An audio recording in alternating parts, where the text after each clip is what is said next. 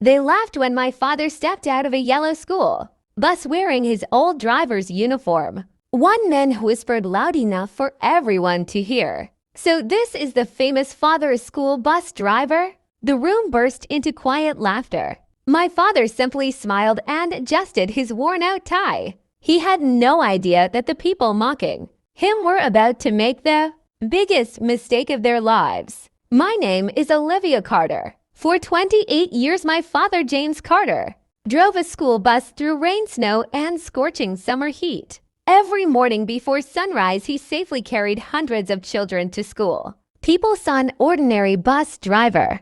I saw the man who sacrificed everything for me. After my mother passed away from cancer, Dad raised me alone. He never complained. He worked double shifts, skipped holidays, and even sold his favorite pickup truck so I could attend law school. He always told me, "Never be ashamed of honest work." Years later, I became one of the youngest corporate lawyers in the state. When I got engaged to Ryan, I believed I had found the perfect man. Ryan came from one of the wealthiest business families in the city. His parents owned luxury hotels, restaurants, and real estate companies. They always smiled at my father, but behind those smiles, they looked down on him. I noticed it every time Dad mentioned driving his school bus. The engagement celebration was held at an expensive country club. Crystal chandeliers sparkled above us. Luxury cars filled the parking lot. Then my father arrived. He came directly from work because he refused to disappoint the children, who rode his bus every afternoon. He parked the yellow school bus outside, changed into his suit in the driver's room, and quietly walked inside, carrying a small gift he had wrapped himself. The moment Ryan's uncle noticed him, he laughed. A bus driver at a Millionaire's party. Several guests smiled. Ryan's mother looked embarrassed. She quietly whispered, "Maybe he should have entered through the service door." My father pretended not to hear. He simply handed me the gift with a warm smile. It was an old photo album filled with pictures of my childhood. Every page reminded me of everything he had sacrificed. While I was wiping away tears, Ryan's father raised his glass. Then he made a joke that changed everything. He smiled at the crowd and said, "I hope our future grandchildren dream bigger than driving school buses." The entire room exploded with laughter. I looked at my father. For the first time in my life, I saw heartbreak in his eyes. They laughed the moment my father stepped out of his old yellow school bus. One man smirked and whispered loudly, "So this is the famous father school bus driver?" A few guests chuckled. Another added, "I guess anyone can get invited these days." My father didn't respond. He simply straightened his old blue tie, picked up a small gift box, and walked toward the entrance with a quiet smile. No one in that parking lot knew they were about to insult the wrong man. My name is Olivia Carter. This isn't just a story about a school bus driver. It's a story about respect, family, and the day arrogance destroyed itself. When I was 7 years old, my mother passed away after a long battle with cancer. From that day on, my father became my entire world. Every morning he woke up before dawn to drive children safely to school. After finishing his route, he worked extra hours repairing buses just to earn a little more money. At night, he cooked dinner, helped me with homework, washed clothes, and stayed awake whenever I was sick. He never complained. Not once. People often ask why he never looked for a better paying job. He always smiled and gave the same answer. Every child deserves to arrive home safely. Growing up, I never felt poor. Dad made sure I always had books, clean clothes, and everything I needed to study. The only thing he never bought for himself was comfort. His shoes were old. His truck barely started. His jacket had been stitched so many times that I couldn't remember its original color. But every dollar he saved went toward my future. Years later, I graduated at the top of my law school class. The happiest person that day wasn't me. It was my father. He cried through almost the entire ceremony. A few years after becoming a corporate lawyer, I met Ryan. He was intelligent, charming, and successful. Our relationship grew quickly, and before long, he proposed. I said yes. His family welcomed me politely. At least that's what I believed. His parents owned several luxury hotels and invested in large transportation companies. They were respected by everyone in the city. Whenever my father visited, they smiled politely. But every conversation somehow returned to one subject: his job. So, James, you're still driving school buses? Don't you ever think about retiring? Their smiles looked friendly. Their eyes didn't. Dad never seemed bothered. He always answered with pride. I love my work. The engagement celebration was held at the city's most exclusive country club. Luxury cars filled the parking lot. Guests arrived wearing designer suits and expensive jewelry. Dad came directly from work because he refused to cancel his afternoon school route. He parked his yellow bus nearby, changed into his only black suit, and walked inside, carrying a carefully wrapped gift. As soon as Ryan's uncle saw him, he laughed. Looks like the driver found the wrong entrance. Several people laughed with him. Ryan stood silent. His mother forced an awkward smile. Dad simply ignored the comments and walked over to me. He handed me the gift. Inside was a beautiful photo album. Every page contained memories from my childhood. Pictures of birthday parties, school plays, family picnics. On the last page was a handwritten note. No matter how successful you become, never forget that kindness is the richest person in the room. I hugged him tightly.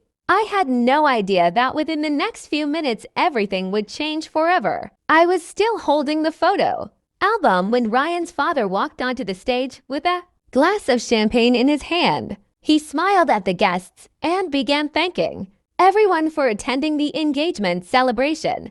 Then his eyes stopped on my father. A slow grin appeared on his face. I'd also like to welcome Olivia's father, he said, the hardest working school bus driver in the city. A few people clapped politely. Then he laughed. I just hope our future grandchildren aim a little higher than driving buses. The room exploded with laughter. Someone at another table shouted, maybe he can teach them how to stop at every corner. Even more people laughed. I looked at Ryan. He lowered his head. He didn't laugh, but he didn't defend my father either. That silence hurt me more than the jokes. Dad slowly stood up. For a second, I thought he would leave. Instead, he smiled gently and said, there is no shame in honest work. His calm voice made the room quiet.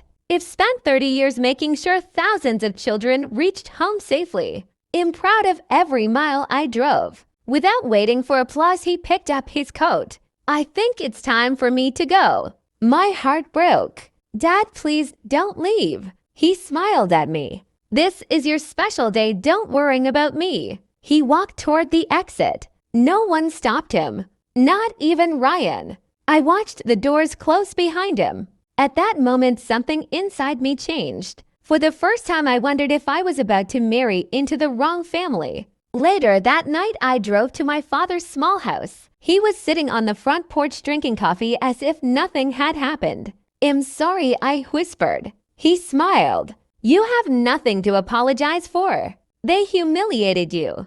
They only revealed who they really are. I sat beside him. Dad, why didn't you defend yourself? He looked at the stars. Because respect isn't something you demand. It's something people either have or they don't. Then he changed the subject. Did you like the photo album? I nodded with tears in my eyes. It was perfect. Before going inside, he placed his hand on my shoulder. Promise me one thing. What? Never marry someone who is ashamed of where you came from. Those words stayed with me all night. The next morning, I received an unexpected phone call. It wasn't from Ryan. It wasn't from his parents. It was from the chairman of Carter Transit Holdings. His voice sounded urgent. Miss Carter, your father needs to attend today's board meeting. I frowned. My father, there must be a mistake. The chairman replied with a calm voice. No mistake. The board refuses to make its final decision until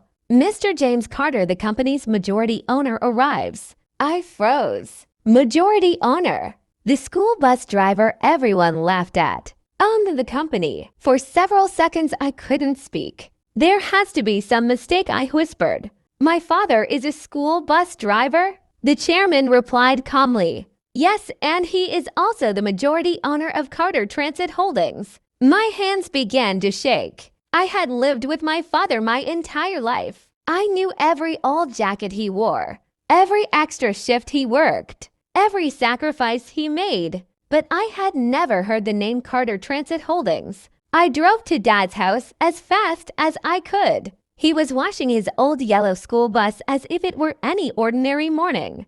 Dad, I asked quietly, what is Carter Transit Holdings? He looked at me for a long moment. Then he smiled.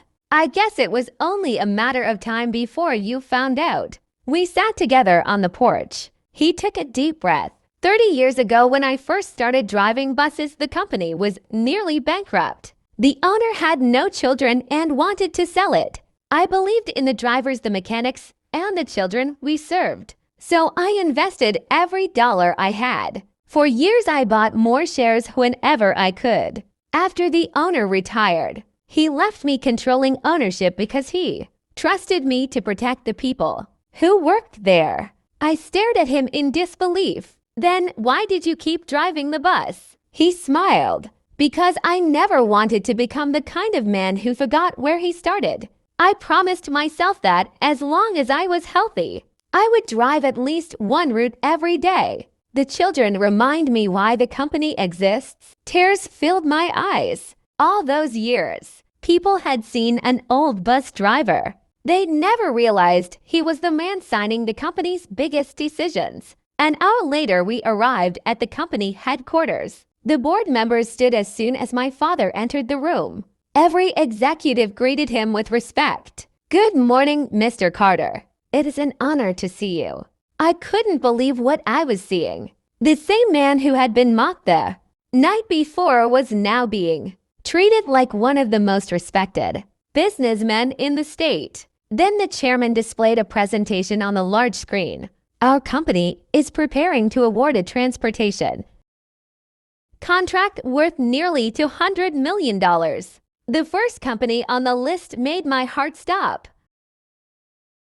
Ryan Logistics Group. It was Ryan's family's largest business. They had expected to win the contract without any problems. None of them knew that the final approval belonged to one person.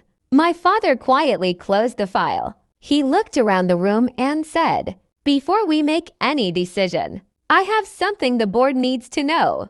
The room fell completely silent. The room remained completely silent. Every board member looked at my father, waiting for him to speak. He slowly stood up and looked around the table. Last night, my daughter and I attended her engagement celebration. He said calmly. Some people laughed at honest work. Some believed a person's value depends on their job title. No one interrupted him. He continued, the company we built stands on one simple principle. Respect every employee from the newest driver to the highest executive. Anyone who cannot respect honest workers does not share our values. The chairman nodded. Several board members agreed. Then my father opened the contract file.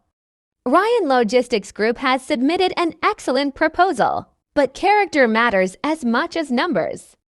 This company will never reward people who publicly humiliate others. He closed the file. Ryan Logistics Group is no longer under consideration. The decision was final. No one argued. The board voted unanimously. The contract was awarded to another transportation company that had treated its workers with dignity for many years. Later that afternoon, the news spread across the business community. Ryan and his family were shocked.